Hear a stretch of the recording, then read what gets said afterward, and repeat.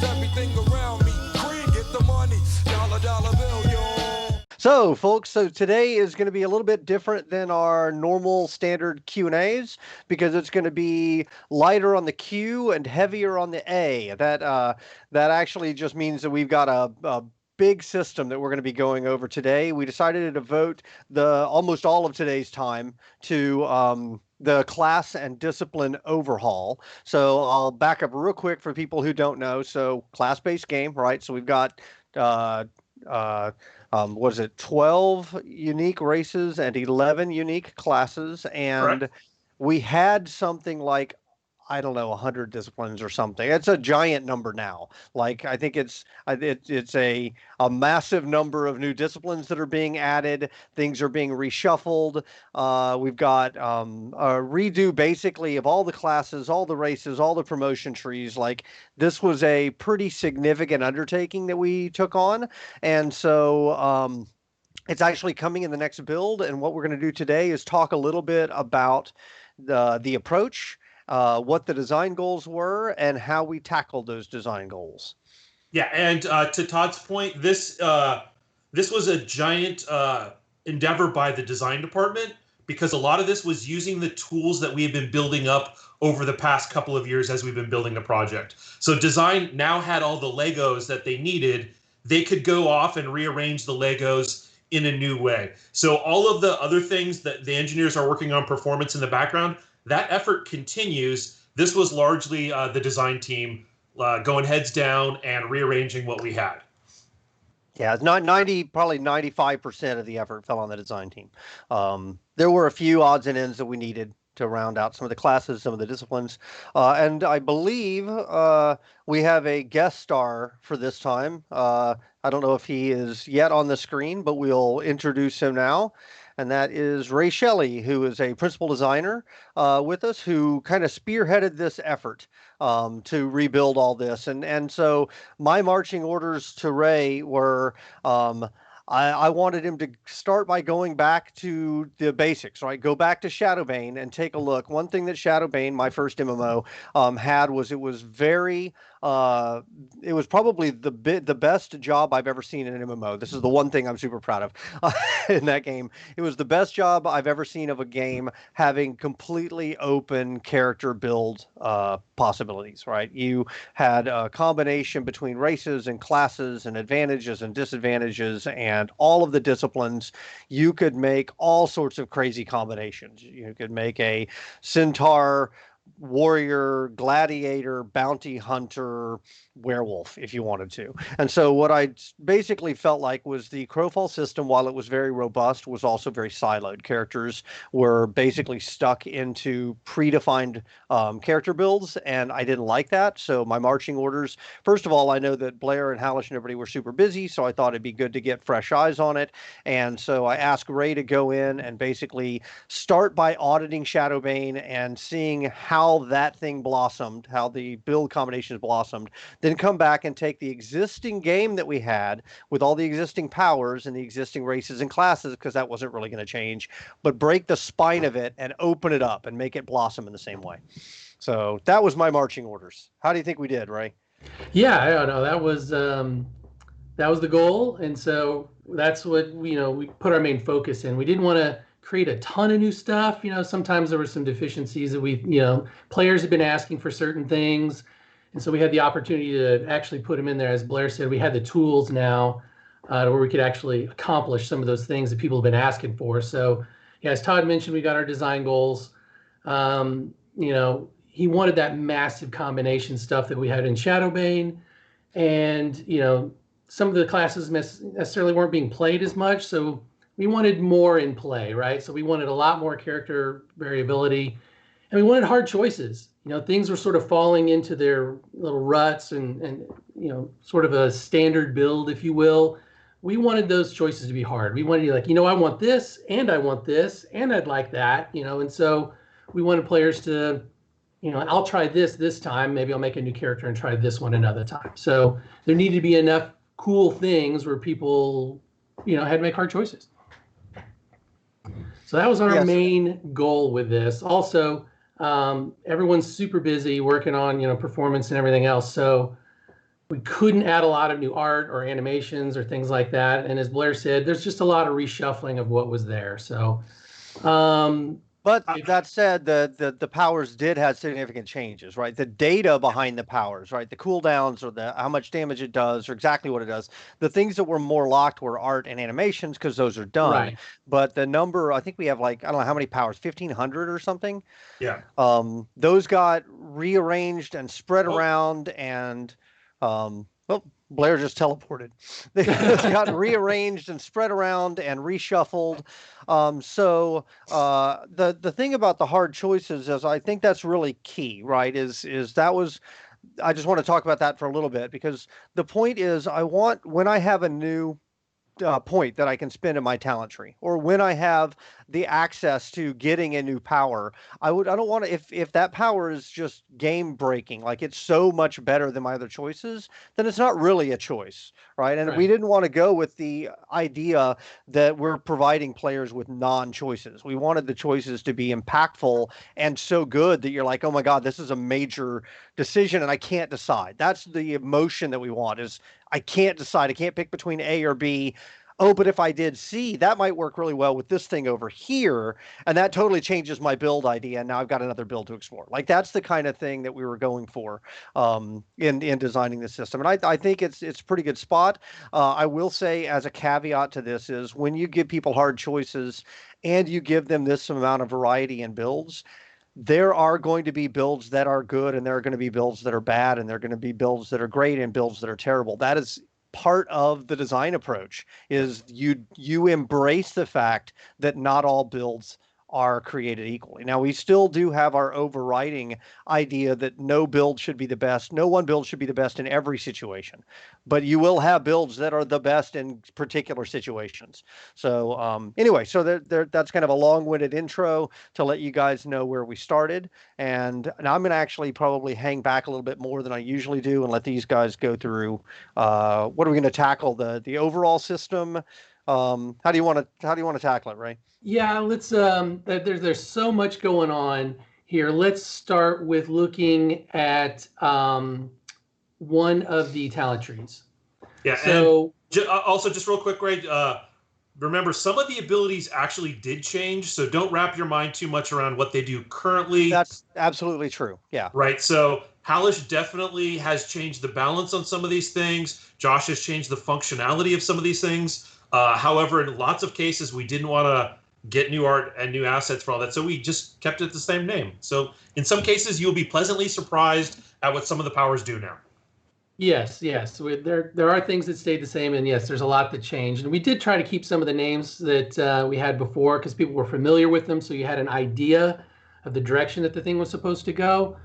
But yeah, there's changes abound. So okay, let's go ahead and look at the Ranger talent tree. So we started with talent trees, and we re-swizzled these things. So we took what was there and we compacted things. So in the spirit of what Todd was talking about with hard choices, now you've got them. We're going to start with you only get 15 points. There's only 15 talent points. That being said, each talent is only 1 point. So once you pick it, it is what it is. And this is the entire talent tree. Now, one thing I also want to point out is along the bottom, you see your slots. You know, you've got your minor slot, your exploration slot, you've got your major slot. Those are free. Those ones along the bottom, free. So everybody's going to get those slots. Those are your disciplines. Same concept as before, except that now they're free. They just unlock as you level. Correct. So now you don't have to spend a point on those. We want you to have those slots. Here you go. Just have them. And that was sort of a theme we went through this. You know, Todd was talking about those choices where this thing is so good you have to pick it. Well, it's not really a choice. If that was the case and it made the class sort of what it is, we tended to fold that stuff in. We want you to have the slots. You get them for free. All right. So let's see here. Let's start with the very first talent here. And we're not going to go through everything because there's just a lot. We're going to start. So first off, all rangers just start with double shot. We're just like, okay, you get that. Don't have to worry about that. Next, the very first talent, you get your rapid fire, you get your twin surge. You've got your melee, you've got your ranged. Here you go. When you're starting, you get them both. Choose the one you want to play. Okay. And these didn't change. These powers are exactly as they were before. So the next thing we did was we created these stat bundles. So all the stats that were, previously available in these trees, they're still here. We just sort of mashed them together. So in this particular stat bundle, if you notice, after you pick your first talent, it splits. You've got this north one and then you've got a south one. When you pick this, you'll see your stats there. You get your attack power and your base attack damage. You get all of that with one talent point. One click, all that stuff. And then the next one, it's the southern sort of, we call these stat bundles, for lack of a better term. You get all this stuff. You get your health, you get your health regen.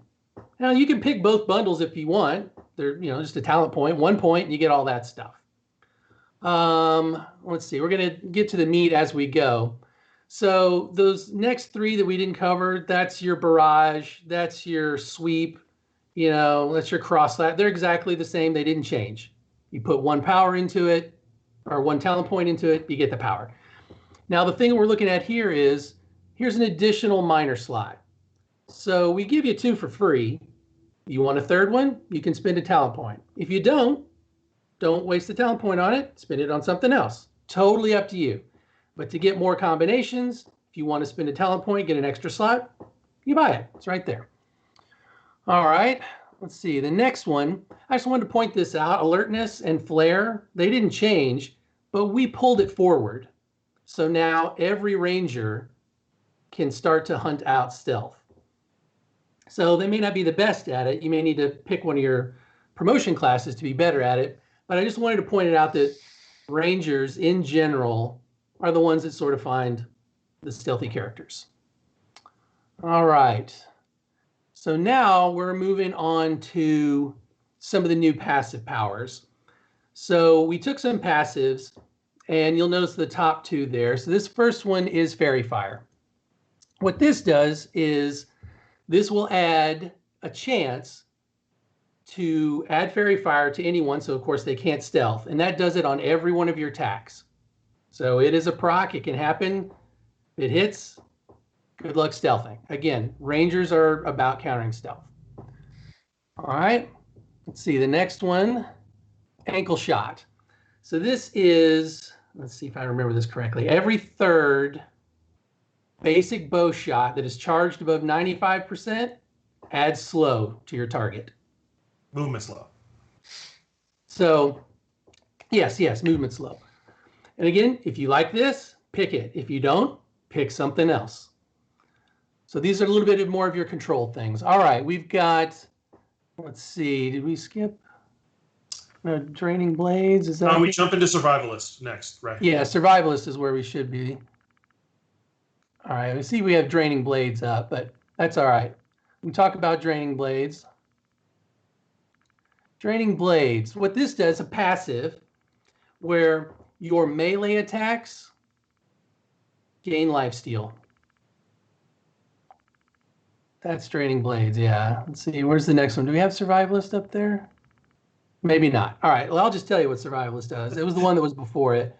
What that one does is there's a chance to remove bleeds and poisons as soon as they're applied. All right, so the passive powers down at the bottom. Okay, this one's a bigger one. So Concussive Trap. It is just like your regular trap as before, except now traps have changed. So I know people have been asking for this, and we finally had the tech and we could do it. Traps are now hidden. So there you go. The other thing that happens with traps is the effects of traps now stack. So if you had one that's stunned, you've got your 1 trap, Concussive Trap. It stuns. If I got the effect to add bleeds to my traps, it now stuns and bleeds. Same trap. So you can make your traps better as you go, and you can stack the effects. But they cost, they're disciplines that you have to spend your power on that. But That's what traps do now. Okay, so let's get into the Promotion actual... classes. Do what? Promotion classes. Yes, let's get into these. All right, So the it's first one still will the be... basics is we still have 3, right? Every class has 3 promotion classes, but we did go through all of them one by one and say, okay, why is everybody playing just this one? Why aren't they playing B and why aren't they playing C? Because we found that a lot, and we tried to make it to where this is one of the hardest decisions because it fundamentally changes the way your class plays. All right, so the first one we're going to go over is Archer. So if you notice, once you promote, you're going to get a pile of stats. So again, that's what's going to make you an Archer, is you're going to get this stuff. And then, of course, just like before, you still get a bunch of traits. Now, if you notice, exotic arrow proficiency. Every Archer tended to take one of those, either Arcane Archer or Sharpshooter disciplines. It wasn't really a choice, right? You had to take one of those or your class didn't actually do what it needed to do. And you needed some of these things to be viable, folded it in. So now you can still take those for the powers that are on there. That's not a choice, right? If it's something that you kind of have to do to be effective, it's not a choice. I'm sorry. Apparently, I'm not on the screen, so I'm just going to walk over you every now and then, Ray. Sorry. No, you go ahead. No problem at all. Oh, there you are. I'm back, baby. Are you coming? All right. Yeah. So we did things like that. So the next thing that happens is, I know a lot of the talents before had a lot of enhancements where they would affect powers. Well, we did that on the promotion. So when you become an Archer, we change the way your powers work because you're an Archer now. So that's the way it's supposed to work. So if you notice, rapid fire there. So that's where you get your 10 arrows. And concussive trap reduces the physical mitigations. So you can do some more damage now because that's what you're about. And your disengage now resets the cooldown of your rapid fire. So that's what an Archer would need. The powers change to fit what an Archer needs. That's your Archer. All right. So let's go to the next one. This is trick shots. You can buy that. It's exactly the same. It didn't change. So the next one is ricochet shot. A lot of people had trouble with this one. So what we did is we made it an instant. And I believe it also adds a root. So these powers that come after your promotion should be cool, right? They're what make you this class. So they need to be good. And everybody got powers that are good. That's how this was supposed to work. Now I'm going to show you one more stat bundle, just so you can see what we did with all the stats. So when you hit your promotion class and you get to your stat bundle, bam, it's a pile of stats. One talent point gets you all that stuff, because this is, again, what it takes to be an Archer. Okay, let's see. We're going to go to the next promotion class. This is the Warden. Now, this guy's focus changed a little bit. This guy became the Trap Master. They still do a lot of the things they did before, but I wanted to we created this sort of new trap meta, if you will, and this guy is going to be the best at it. So he still gets his stats, still gets all these traits. I think we added, did we add quiver proficiency and recurve bow here? I can't remember if they came default to him, but we wanted to, again, make sure he had the things he needed. Yeah, all right. Right. So then, and as you can see, his enhancements, Twin Surge now applies a suppress. Concussive Trap has a reduced cooldown. Again, that's what this guy should be doing, is throwing out traps. And Disengage. Now when you disengage, it auto drops a trap right at your feet. So this he's going to be pretty fun to play. All right, so the next power is Steel Traps. So what this does is, hold on a second. Yeah, so this increases the duration and the radius of your traps. Now, the next one is Trap Master. Let's see. So Trap Master, all your attacks have a chance to spawn a trap for a duration. So that's an activatable power. You hit it, and for that duration, your attacks have a chance to spawn traps. So again, that's what this guy does. All right, let's look at the next class. This is your Brigand. Again, stat adjustments, traits, went ahead and gave him the recurve bow as well. And now he's got his enhancements. So his sweep now applies a barrier. Again, this guy's getting a little bit more into the fray, right? He's more your melee guy. So he's up in there. Now he can still do some range stuff. So his concussive trap, it now can be placed from stealth. And don't forget, these things are hidden.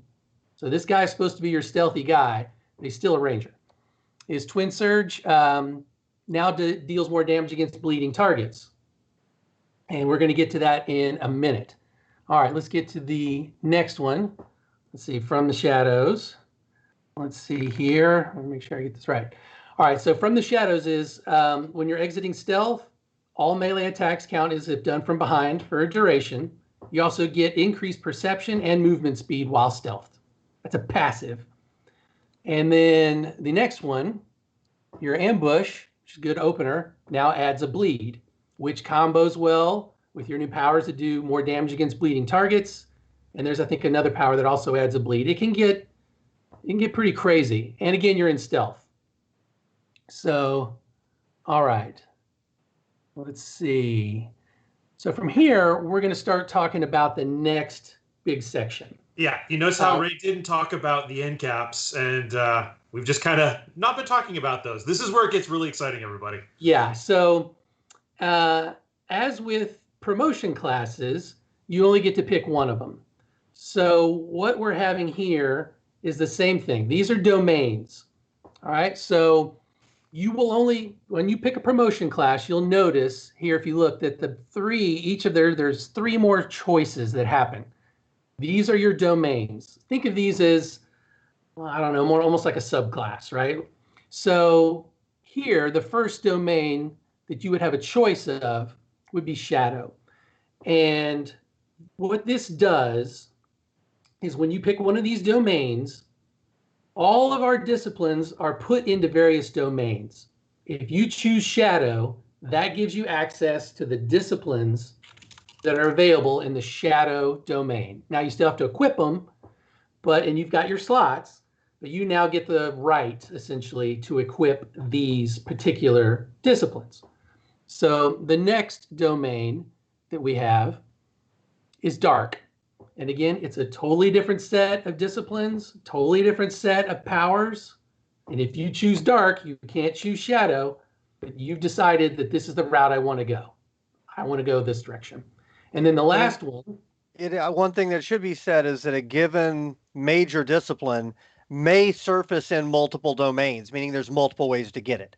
So you might have a particular discipline that you want, and you could get it through Shadow, or you could get it through Dark, because those are two different domains. Correct. Yeah, just because a discipline exists in one doesn't mean it can't exist in another. So there's multiple ways to get to particular disciplines, but there are different things in Shadow than there are in Dark. And let's just say, for argument's sake, that there is one that's in both.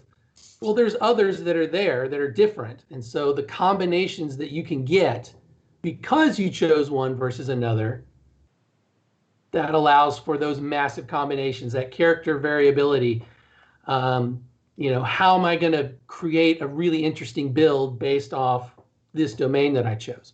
So here's a question that just popped up in chat, and I think it's a good one. So I want to pause real quick. Is if you guys were interested in the maximum amount of variability in characters, then why do you have domains? What's the purpose of having domains? And I think it hits on that second design point, which is hard choices, right? Which is, if I really want to get to this build, or I have a particular combination of things that I think will be synergistic, I can usually do it. I can't always do it, but I can usually do it.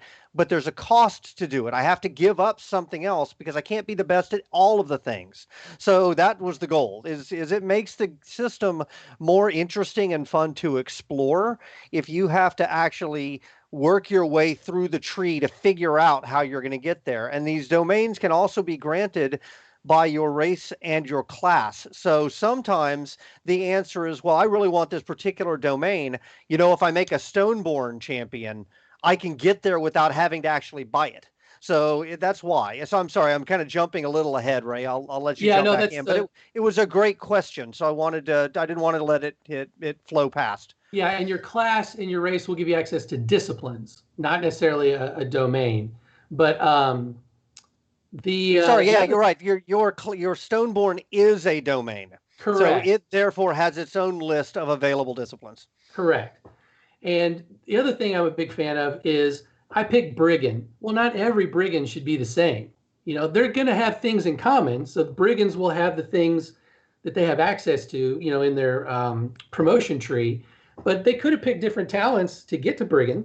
So, you know, they're slightly different, but, you know, they could pick the same. That's fine too. But then after that, depending on the domain that you choose, my Brigand is going to be different than yours. And again, that's that wide variability, even down to promotion class. Yeah, That my especially brigand will be different than yours. especially if there is a way to get one of the key, because we all know there's going to be certain powers that emerge as the best. If I can get one of those via a race, and I took that race, it may be able to make me skew here at the end into something different that's also interesting. So Exactly. that's one of the reasons we went with, and I think this is very important, there are multiple ways in some cases to get specific powers. Right. All right. And we'll go and just show you the last domain here, even though we've been talking a lot about it. And this is plague. So plague has a lot to do with poisons. So now this was just a quick glance at one tree. And you notice the changes that are here. There's some big changes, some reshuffling. A lot of the powers you had before are still available in discipline form. So if you don't see something like, you know, I used to get this, I don't see it, well, it's in a discipline. And it might be, you know, hey, if you're a ranger, you get access to it, you can just equip it. Or you might have to pick a domain. It just depends. So you can see the level of changes that we did, and we did that all the way across the board to every single class. So something I don't think that's been pointed out yet, but in the trees, occasionally a node will exist on a tree that buying that node opens up another domain. So, you know, by being a ranger, I might naturally get Plague and Shadow, but I also in the talent tree have the option to buy Storm or something like that. I actually don't know that that one is available to them, but as a basic idea, there is the ability to spend your incredibly precious now talent points to open up a domain that you otherwise wouldn't have, because that'll give you access to disciplines that you otherwise wouldn't have and fundamentally change your character. And that means that to make these hard choices, the disciplines have to be really beefy as well, right? That was also part of this. yeah, we wanted, again, if a discipline was terrible and nobody picked it, then why is it in the game? Right? And if something was so overpowered that you had no other choice but to pick it, why is that in the game? So we did a lot of reshuffling. And Yeah, I don't think that we mentioned at the beginning of this, but the total number of points you have to work with here are 15. right. Yeah, So that's he mentioned that. okay. Just reinforce that you won't be able to buy the whole thing in the beginning, and this is our first big whack at a reshuffle of the system that you guys have been playing on test for 3-ish years now. So we've got all this feedback, which is great, that you guys have provided us that we were able to build on top of and make tweaks that we really didn't want to do little piecemeal one at a time. It took just basically, as Todd said, we had to rip the spine out of this thing to kind of re-swizzle everything, and we had to do it at once.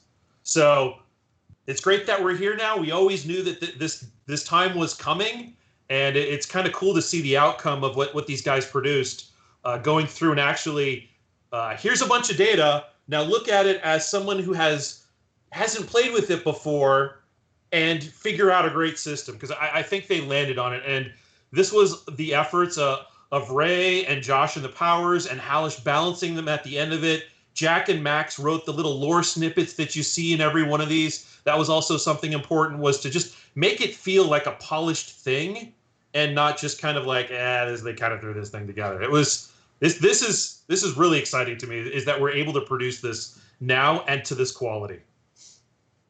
Yeah, it was definitely a lot of fun. Now, as Blair mentioned before, like before we had, how many majors did we have before? So we had 32 40? combat ones, and we had 8 of the major crafting disciplines. And Right. now we have lots more. Yeah, I think they're, just to put it into perspective, and again, we're still working on this stuff, so it can change, but we have around 110 majors now, something like that, over 100 different major disciplines. And there are almost as many minor disciplines. So, well, that's a lot a lot of information to have to deal with.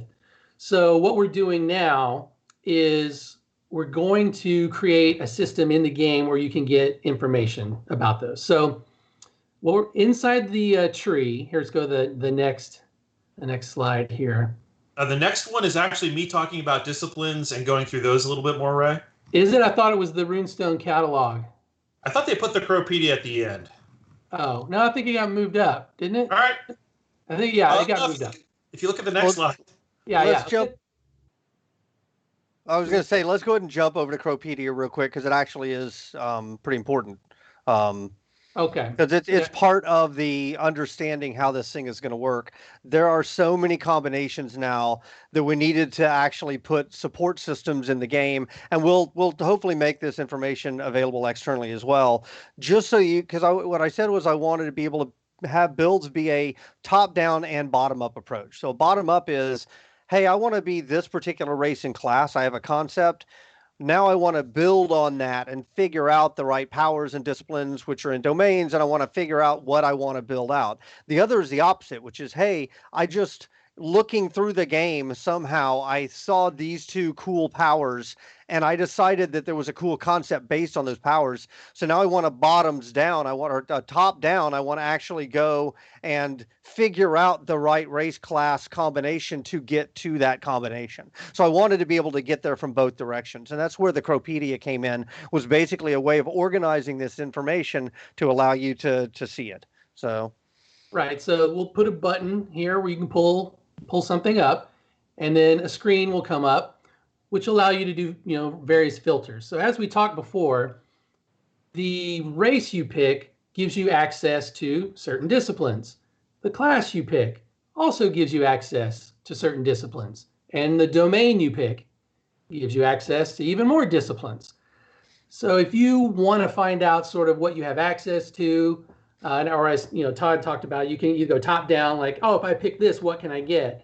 Or if I find something like, oh, this is cool, what do I have to do to get access to this? Or how do I build a character around this? What would be the ideal character to use these 2 things together that I think will be synergistic?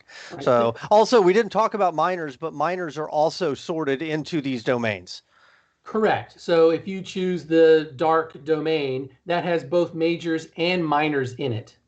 So it gives you access to a pile of stuff. Same thing with Ray. Oh, I chose Ranger. That gives me access to a pile of majors, pile of minors. Oh, I chose, Wood Elf. That gives me pile of majors, pile of minors. And all that together will form the things that you have to choose from to make your unique character. So I think we covered, there's also a lot that goes down deep into this, and I've probably already burned through the majority of my time, but well, just I think the domains itself is the next slide, which is basically showing, I think, what are we at, 15 domains? Yeah, not there including are 15 domains. Not including the racial and the class domains. Correct. Just dedicated spheres of influence, right? These are the 15 domains. Correct. So yeah, as you make your way through various classes, choose your promotion class, each one of those get access to 3 potential domains. These are all of them. These are the 15 different domains. Yeah, there's some really fun stuff in here. I can't wait, for you guys to get your hands on it. So I think after this, I'll hand this over to Blair. Blair's got more of the details about what goes on with the individual disciplines themselves and how they interact with the domains. Let me pause this real quick because there's a couple questions that have popped up. So first of all, there's a question of, are you guys going to wipe? So as a minimum, we have to wipe all the talents and all that stuff because that We have to. The old system is going away. Whether or not we'll do vessel and character wipes, we'll take a look and see. I don't like wipes, but there are times when we have no choice. This may be one of those times. Somebody also asked the question, where are you in the development of this? So all of the trees have been redone, meaning not just planned, but actually implemented in the game. All the spheres are in, or the domains are in, and the disciplines are in, but they are in testing right now. And as you can imagine, we're finding tons of issues because it's like I said, we broke the spine and rebuilt it. So so the work is happening right now in earnest. Like we have most of it at least in as I would say, rough draft. Now we're going through and doing the edit and polish pass to try and get it up to where it needs to be. Most definitely. Oh, yeah. All right. You want to take over here, Blair? You want to? So Blair, if we do have to do a wipe, somebody asked a follow up, which is, would this by definition necessitate, if we have to wipe, a passive wipe as well? I don't think it would, but you should probably weigh in.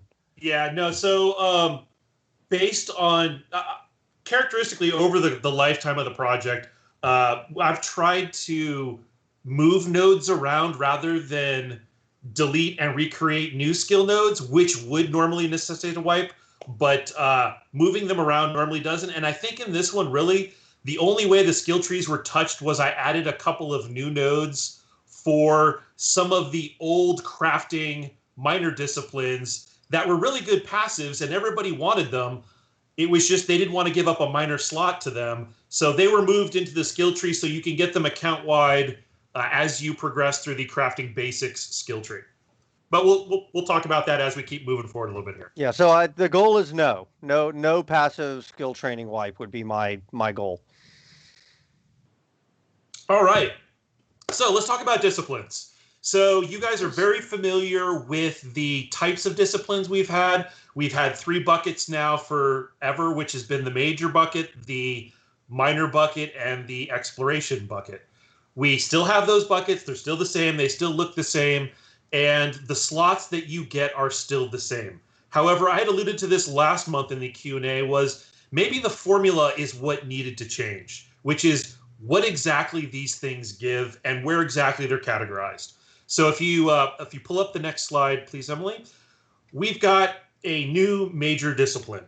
Oh, and you can see there's different things based on as the disciplines progress, they get more stats. So it's not just that you need to get the better quality disciplines for your higher quality vessels. You might just want to put a higher quality discipline on there because you get more stats. That's just part of the things that they do now. This was something that we had only done on the crafting majors in the past, and it got really positive feedback. Everyone seemed to like it because they kind of felt that as you upgraded these things, it should give you more stats, and it shouldn't just feel like I have to go get this thing so I can put it in my higher quality vessel. Now you'll be like, oh, well, actually, I want a little more of that stat. Maybe I will work on getting a legendary form of that specific one just to get the extra stats, which is a great change.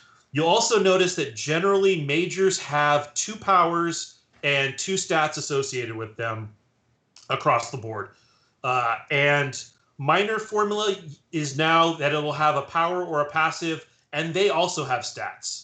I didn't get any pictures of minors yet. They're still heavily under implementation, but they will have that formula as well. The biggest change that you will all notice, if you go to the next slide, please, Emily, is crafting disciplines are now considered exploration. So I have the roughs here. I've got a picture of the current vendor that we're using to pull these off of. Those black ones at the top currently, because I don't have the art, are all of the crafting ones. Blacksmithing is now 2 separate ones. There's a blacksmith, there's a armor smithing and a weapon smithing. They're actually 2 separates. But now these no longer compete with the major disciplines, which are solely combat disciplines now. And there's 110 of those in the new paradigm. There used to be 32, so there's a whole lot more. We'll see that in a further one. And the miners, there is now 90 of those. There are no more crafting ones, so the old 15 miners that were in there have now been either converted into the skill tree or at the very bottom of this vendor, you see what looks like a little chest. That is it's a new equipment slot item that crafters get when they equip a rare exploration or higher. It unlocks that slot. That slot is a further specialization, which can grant further recipes and or reduced cost for recipes. So right now they're on the vendor. They may move out into the world or into other rune making crafting recipes. We're still playing with that, but we wanted to get the items out there so people can test them. So crafting also saw a good chunk of swizzling along with everything else. Yeah, this was really exciting stuff. Yeah, we had to touch everything, which is why there was 5 or 6 of us heads down working on all this, because it was a lot of shifting around. Yeah. Now, if you go to the next slide, I wanted to show you what it looks like. This is when you go to with a brand new character and you look at the available major disciplines. You'll see some of the new fun art on there. Some of the new majors have some really fun art. And then when you go with a max level character, you'll notice how much more you have available to you. Now, this is going to be, again, all of the classes will have roughly this amount available. Sometimes there will be crossover, but this is just the sheer spread of new major disciplines that we have available. Did you have something, Ray? Oh, no, I was going to say with the first slide that you showed, because you have, you've chosen your race and you've chosen your class, you have a few available to you. Correct. And then once you choose a domain, then that gives you access to even more things. So there's one question that people are asking about storage, and I just want to pause real quick for one note, which is that the storage in the EKs, meaning the number of chests and things like that, I need to take a look at it. There's actually a bug related to that in the data. So that it was not intended that you would be able to build massive cities and have very, very small number of containers, number of chests. There's a problem with the extra small tokens. So I'm working on that right now. I'll try and get that fixed in this version as well. Okay. Sorry, go ahead. No, that's pretty much that's it, so to speak. But it's you'll notice that some of those the icons were missing on some of those. Again, we're still implementing what I would consider those polishing touches, which is the art and the lore text on those. By the time you all see them on test, all of that should be there, and you'll have the fully finished product. And then we can work on any balance tweaks that need to be made and or tweaks to the powers if something got broke in implementation. So, moving on. How do we? Oh, okay. So, acquisition of the disciplines is still roughly what it is in previous builds, where the thralls will have the souls. Let's see, what else do we have? We've got the miners coming from the unnamed thralls. Brandon has been working on all of this, and there's something exciting new that we're getting for the exploration ones, where you should be able to proc a soul when you craft. So you have a chance just to get one of the crafting souls as you're just crafting stuff, which is kind of what we're trying to do. Is we're trying to reward people for doing the activities that they're doing. So crafting stuff will come from crafting, exploration souls come from harvesting, and the combat souls come from combat, which is out there fighting the thralls. So lots of new stuff in 6200, which is great. Do we want to move into our ACE questions, Todd? Yeah, that's fine. So I guess just in summary, there's a whole hell of a lot that's coming with this. And we actually debated, like, how do we even get this information out? So we are going to reveal some of it, but the bulk of it, like the massive majority of it, is going to come when the game actually hits to test. I know that there's probably going to be a lot of people who are ready right now to start going through meta and start planning out their builds. We'll try and get you some of that information, but realistically, it's just so big. We just need to get it up on test. I think that's that's where you're most likely going to be able to start really playing it out. Anything between now and then is going to be premature. So, and this, somebody asked for an ETA on test. We're talking about weeks, not months. But it's not. We are in implementation. This is not something that's going to be hitting like tomorrow or anything like that. And now that I've said the word tomorrow, chat's going to light up with he said tomorrow, even though that's the opposite of what I just said. So they're just going to cut out the not tomorrow. And our last question from Blee, the only question that matters: will this game ever be able to maintain a minimum threshold of 30 FPS in big fights? What is the plan to get optimization where it needs to be? So we're continuing to push on that as hard as we can. We actually this month have a dedicated team from Unity coming in to work directly with our team. Not literally coming in. They would have if it wasn't for coronavirus, but they're going to be basically embedded in our team full time to try and help us get over some of the performance challenges that we faced. I mean, to be clear, we are trying to do more with Unity than probably any project ever has. Like, we are definitely stretching the boundaries of what the engine, well beyond what the engine was ever, I think, intended to do. So we've called in the cavalry to try and get some help. We do recognize that it is a major issue. In my opinion, it is the most important priority that we have between now and launch. Mm-hmm. Do you want to take some more questions? Yeah, somebody asked, when are you going to do longer campaigns? So the basic philosophy that we had when we make big changes, like adding alliances, is to start with shorter campaigns and then fix the issues that come out of shorter campaigns and then do longer ones. So I've been trying to step it up where we start with a 1 week and then we do that until we feel like it works pretty well. And then we go to a 2 and then we go to a 3 and then we go to a 4. And that's about as far as we've gone historically. So that's the general pattern. We've made it through ones, but we do have some issues that need to get resolved in live. And after that, I think the next step is we'll jump up to a 2 and then we'll go to a 3. So same pattern applies. Yeah, and I think, Todd, what is invisible to most of the player base is the production schedule, right? So we try and balance the campaigns around when we know the next milestone is going to hit, and we never wanted to have a campaign in progress when a new milestone comes out.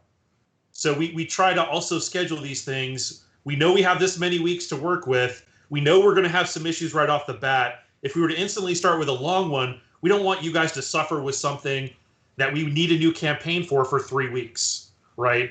And we also don't want to overlap a milestone with a bunch of new increments coming to the code. Yeah, the other thing that was on our list, I think we were supposed to talk about, is the collector's edition. Is that right? Is that coming up, Blair? That is one of the things that is happening. Okay, so this is pretty cool. Unfortunately, I don't have them here on my desk. I had them like last week to be able to show you, but I got the miniatures, the actual like production scale and quality miniatures came in. I was able to see them. They turned out really cool. So they actually have an effect, like they have a painted effect on them called sun drop, a sun drop effect, which adds a bit of shading and things like that. But they look really great. I mean, the nice thing is we were able to use the high res game characters and basically shrink those down. So the level of detail on the miniatures is really outstanding. But the collector's edition is all of the pieces are being finalized. It's pretty cool. I'm getting to see the finals and do final approvals on the comic book and the art book. Those are both done now.